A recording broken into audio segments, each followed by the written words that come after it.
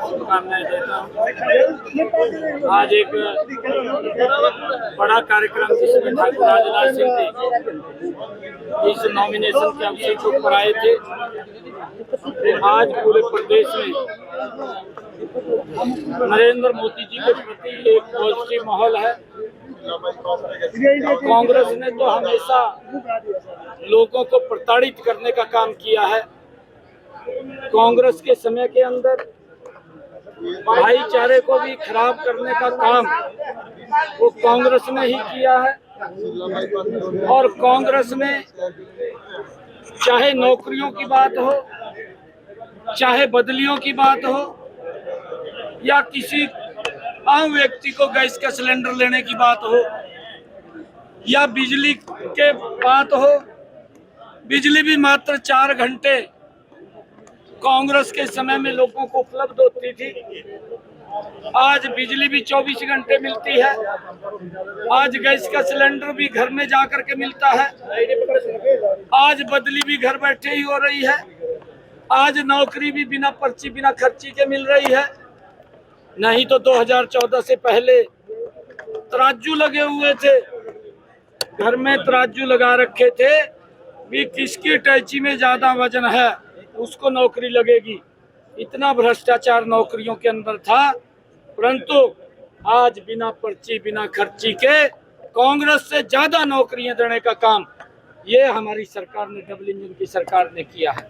आज पूरे प्रदेश में नरेंद्र मोदी जी के प्रति एक बड़ा लोगों का श्रद्धा का भाव है। और 25 मई को बहुत भारी संख्या के अंदर लोग घरों से निकल करके कमल के फूल को, नरेंद्र मोदी जी को वोट देने वाले हैं।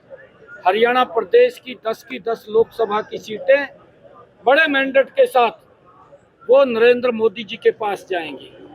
आज यहाँ संकल्प लिया है, रोहतक की सरदारी ने संकल्प लिया है, क्योंकि इनका शासन वो देखा है। ये परिवारवादी पार्टियां हैं, परिवार से अलग कुछ सोचती नहीं है। ना ये देश के बारे में सोचते हैं, ना ये देश की जनता के बारे में सोचते हैं। अपने परिवार को सोचने वाले लोग हैं। और जनता अब ये 2024 में जब ये रिजल्ट 4 जून को आएगा, अरविंद शर्मा जी यहाँ से जो लोगों ने रोहतक के संकल्प लिया है कि 2 लाख ज्यादा वोटों से अरविंद शर्मा जी जीत करके नरेंद्र मोदी जी को तीसरी बार प्रधानमंत्री। सीएम साहब, कांग्रेस एक मुद्दा लेकर आ रही है पूरे देश में, क्या आप लोग संविधान बदलना चाहते हैं? भारतीय जनता पार्टी के समय में, नरेंद्र मोदी जी के समय में ये देश संविधान से चल रहा है। और जिस व्यक्तित्व ने ये पवित्र संविधान देने का काम किया, नरेंद्र मोदी जी ने उसके 5 स्थानों को पंच तीर्थ के रूप में विकसित करके डॉक्टर भीमराव अंबेडकर जी को सम्मान देने का काम किया। कांग्रेस ने संविधान को, अपने आप को संविधान से ऊपर माना। संविधान का सम्मान कांग्रेस पार्टी ने नहीं किया। संविधान को कमजोर करने का काम कांग्रेस पार्टी ने किया। इनके राहुल गांधी साहब जो प्रधानमंत्री कैबिनेट के अंदर इनके यूपीए के कांग्रेस के एक बिल लेकर के आते हैं और लोकसभा के अंदर वो उस बिल को फाड़ करके उसको ऊपर फेंक देते हैं। तब संविधान कहाँ था? संविधान की स्थिति क्या थी? ये कांग्रेस के लोगों को पूछना चाहिए। काका कालेलकर की रिपोर्ट से लेकर के जो बीसी को उसको अधिकार देने की बात थी, उसको 27% का आरक्षण देने की बात थी। काका कालेलकर की रिपोर्ट का विरोध कांग्रेस पार्टी ने किया। जिस संविधान के अंदर ये लिखा हुआ था कि ओबीसी समाज को ये सम्मान दिया जाए, ये डॉक्टर साहब ने उस संविधान के अंदर लिखा था, परंतु उसका सम्मान कांग्रेस ने नहीं किया। मंडल कमीशन की रिपोर्ट आती है कि ओबीसी को उसका अधिकार दिया जाए, कांग्रेस ने उसका अधिकार नहीं दिया। वो संविधान की अवहेलना थी। ये सम्मान अगर किसी को ओबीसी समाज को भी देने का काम किया है तो नरेंद्र मोदी जी ने किया है। नरेंद्र मोदी जी ने हर पद के ऊपर संविधान का सम्मान करते हुए इस देश को संविधान के अनुरूप, जो डॉक्टर भीमराव अंबेडकर जी ने हमें संविधान दिया, उसके अनुरूप देश चल रहा है। ये लोग अब झूठ का सहारा ले रहे हैं, ये झूठ बोल करके लोगों को बरगलाने का काम कर रहे हैं, परंतु आज लोग इनकी बातों में आने वाले नहीं हैं।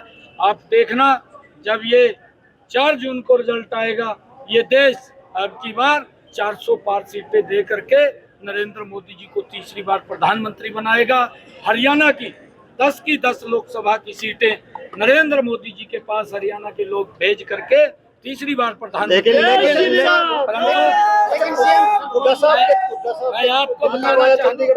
मैं आपको बताना चाहता हूँ, हुड्डा साहब ने भाईचारे को खराब करने का काम किया है। हुड्डा साहब ने, कांग्रेस पार्टी ने जातियों में सब जातियों को बढ़ाने का काम ये कांग्रेस पार्टी ने किया है। देश के अंदर दंगे करा करके लोगों को डरा करके वोट बटोरने का काम ये कांग्रेस पार्टी की नीति रही है। कांग्रेस की नीति धारा 370 जो नरेंद्र मोदी जी ने समाप्त की है, उसके नाम के ऊपर लोगों को डरा करके वोट लेने का काम करते रहे हैं। लोग इनके क्रियाकलापों को भूले नहीं है। और कांग्रेस ने जो किसानों के साथ भी अपमान किया है, उनको 2 रुपए का चेक थमाना, उनको 5 रुपए का चेक थमाना, उनका अपमान करना, ये कांग्रेस की सोच में रहा है, कांग्रेस के डीएनए में रहा है। और जब कांग्रेस की इस प्रकार की सोच रही है, तो आने वाले इस समय के अंदर नरेंद्र मोदी जी ने प्रधानमंत्री किसान सम्मान निधि दी, किसानों की फसल का खराबा हुआ है, एक बड़ा मुआवजा उनके घर तक पहुंचाने का काम नरेंद्र मोदी जी ने और डबल इंजन की सरकार ने किया। युवाओं को भी बिना पर्ची बिना खर्ची के रोजगार दिया। इनके समय के अंदर इस प्रकार से तराजू में तोल करके नौकरी दी जाती थी कि किसकी टैची में ज्यादा वजन है, और वो लोग भूले नहीं हैं, लोग सब जानते हैं। और उसका जवाब 25 मई को हरियाणा प्रदेश के लोग देने वाले हैं। सूरत के बाद इंदौर में जिस तरह से उनके कांग्रेस के आपने तोड़े हैं, तो क्या कहेंगे? देखिए, कांग्रेस का कोई भी प्रत्याशी चुनाव लड़ने के लिए तैयार नहीं है। उनको मालूम है कि धरातल के ऊपर कुछ नहीं है। हरियाणा के अंदर भी कितने लंबे समय तक मंथन करके कभी किसी को बोलते हैं चुनाव लड़ो, कभी किसी को बोलते हैं चुनाव लड़ो। और पिछली बार तो दोनों ही यहाँ से बापू बेटा लड़े थे, अब वो भी डर गए हैं। अब कोई समाज के अंदर कहीं ना कहीं खड़ा रहना था, बेटे को आगे कर दिया। बेटा भी सोच रहा था कि डॉक्टर अरविंद शर्मा के सामने मैं टिक नहीं पाऊंगा, और जब 4 जून को रिजल्ट आएगा, फिर ये 10 की 10 लोकसभा की सीटें नरेंद्र मोदी जी के पास।